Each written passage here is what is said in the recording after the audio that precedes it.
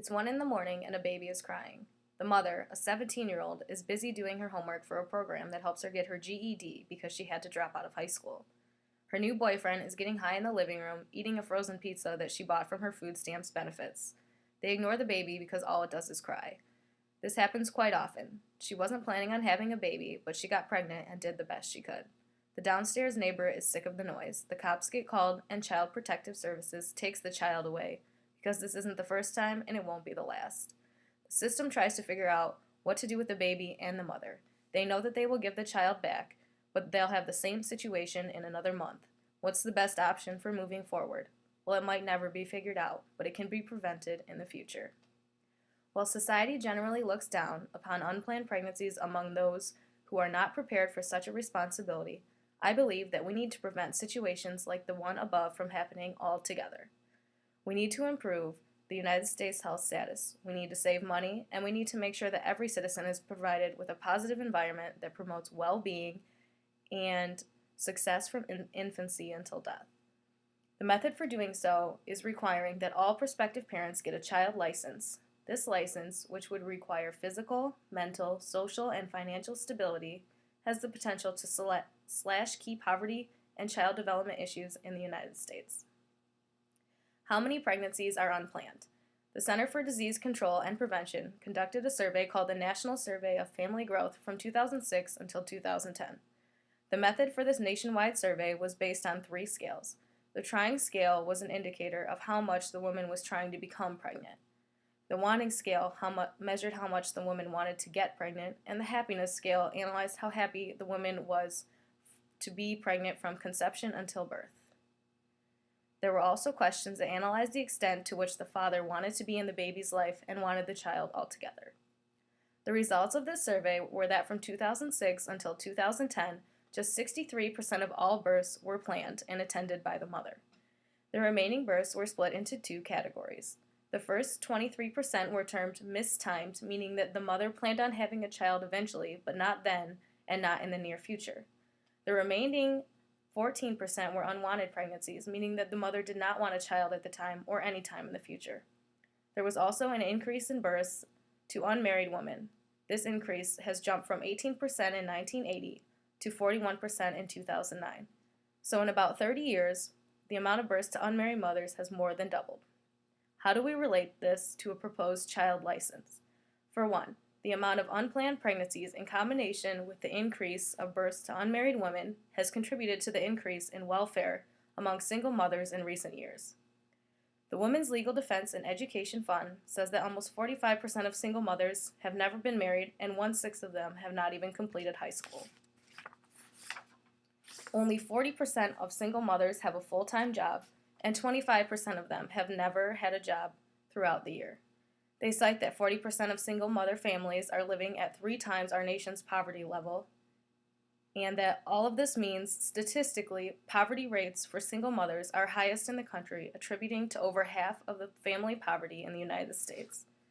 Although it's tough to place blame on a single mother for such statistics, we must consider the financial implications of unintended pregnancies to our national budget.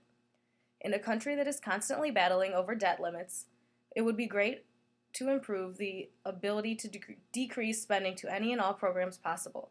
So let's talk numbers, because numbers don't lie. 2/3 of the poorest single mother families are on food stamps, and 27% of them receive welfare cash assistance. The Temporary Assistance for Needy Families, or TANF program, accounts for $16 billion annually and is primarily designed for families in poverty. Food stamps in 2011 accounted for $78 billion of our budget.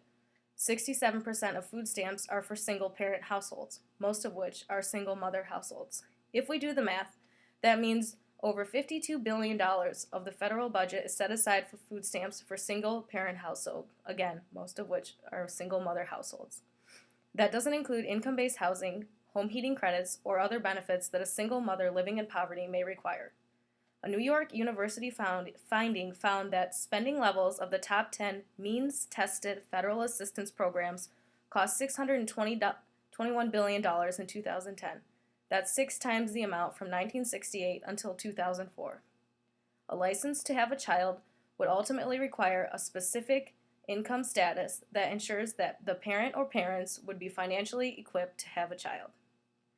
A child license could also improve some key health status indicators in the United States. The World Health Organization did a survey in 2005 that related to health status. The United States ranked 49th out of all developed countries. An important indicator related to a nation's health status is its infant mortality rate, which is a rate that analyzes live births in a year compared to the deaths of a child 1 year or younger in the same year. This rate has the ability to damage the nation physically, socially, and financially. The Center for Disease Control states that the leading causes of infant death are related to short pregnancies, low birth weight, and chromosome abnormalities. In 2011, mothers less than 17 years old had upwards of 20% preterm birth rates. A license requiring mental and financial restrictions could undoubtedly decrease the infant mortality rate in the United States. We ranked 27th in the World Health Organization report in 2003 for infant mortality rates. Again, the age of mothers also relates to this rate. The Joint Center Health Policy Institute found evidence that provides a link with poor nutrition to the leading causes of infant mortality, including birth defects, preterm birth, fetal growth restrictions, and pregnancy complications.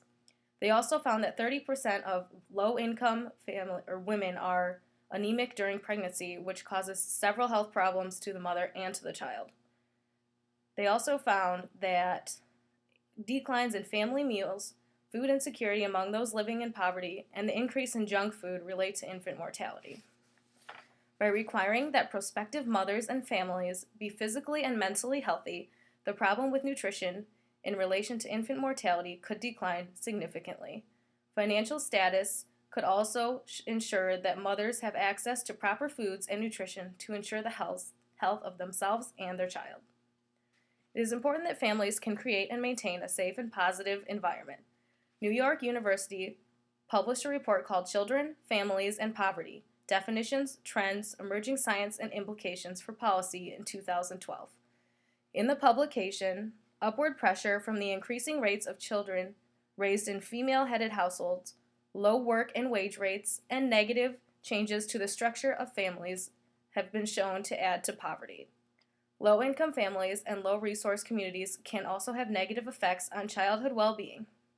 15.5 out of 46 million poor Americans are children, according to the National Poverty Center.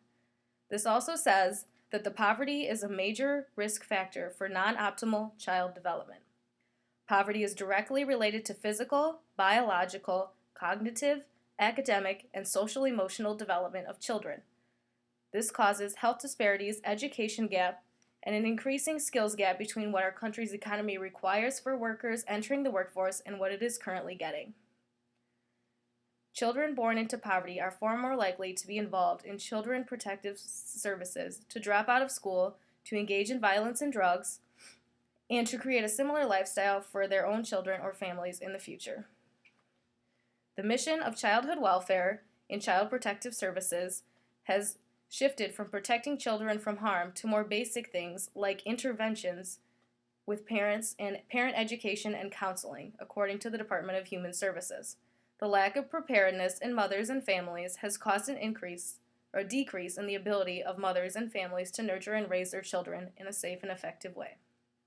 Requiring potential families to have income restrictions and mental aptitude to raise a child have very high potential to decrease childhood poverty, education gaps, the occurrence of child protective service interventions, and an increase in positive development.